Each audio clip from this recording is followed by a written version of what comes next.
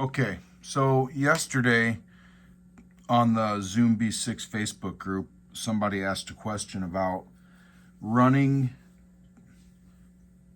the XLR into the PA system, front of house, and then running a 1/4 inch out to your amp, but not wanting either a cab sim, an amp sim, or an IR affecting what's going into the amplifier. And this is basically how you would do that on the B6. So I just threw a quick patch together here. I just put a compression up front. For the hell of it, I put a phaser in there. And then I added a send. And then we have just an Ampeg SVT and an 810. I have the XLR going into a mixer right now. And I used the send, the effects send out to go into the amp.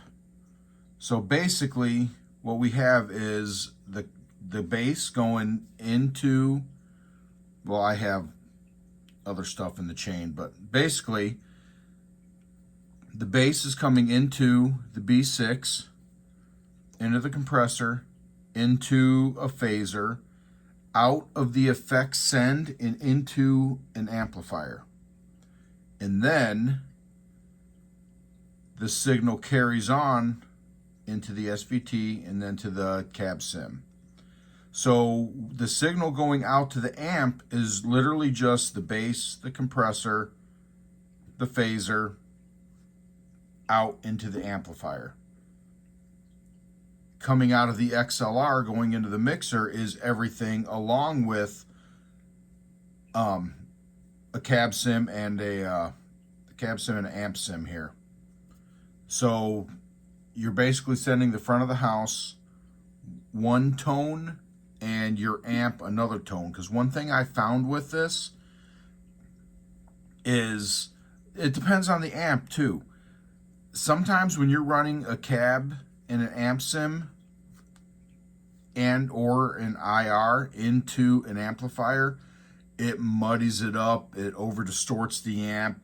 But I found that varies depending on the amp that you're using.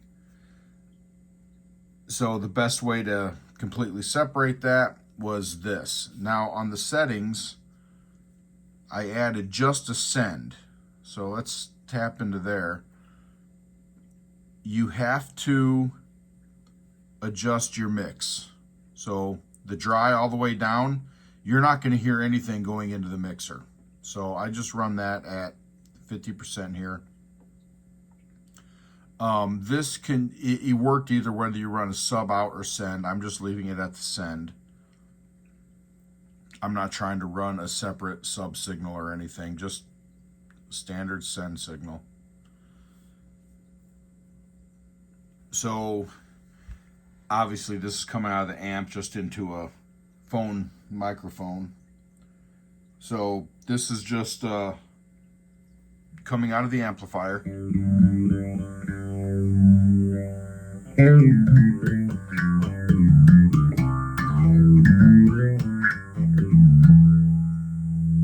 So that's the signal going to the amp. And it's going to get a little shaky. I'm going to move the camera here to get over to the mixer.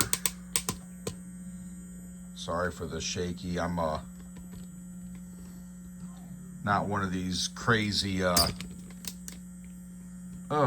set up to do everything 40 camera angle type people. So let me zoom that in. If you look at the meters going into that mixer, you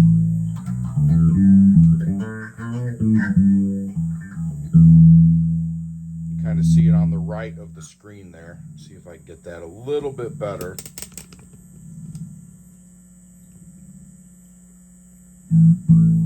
So you can see we're getting signal. So we're getting one signal going into the amp, splitting it off, running that signal back into a amp sim and a cab sim and sending that signal. So what you're monitoring yourself on your amp is completely different than what's going to the front of house. And that's pretty much about the only way. Turn that hum off. I usually run separate grounds on this stuff to keep that from doing that. But so you're getting your own amp monitor on stage and sending a separate signal to front of house if you have your favorite IR or anything. But yeah, that's about the only way I was able to get that to work. I hope that helps for anyone trying to do that, and I will post this video into that thread on the Facebook group that we started. I tried to do this last night and I couldn't get it to work, and oh, here we go, my great camera movement here. All right, where's it at? It sounds like this thing's gonna break. And basically what I did is, normally I have this running through my effects loop. I left it plugged in. So I just plugged it in wrong last night when I was trying it. So that kind of screwed me up a little bit. I went to bed, woke up 2 in the morning thinking, eureka. Anyway, I hope this helps and it answers another question on the B6.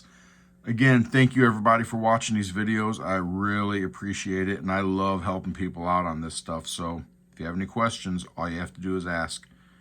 Till next time, take care.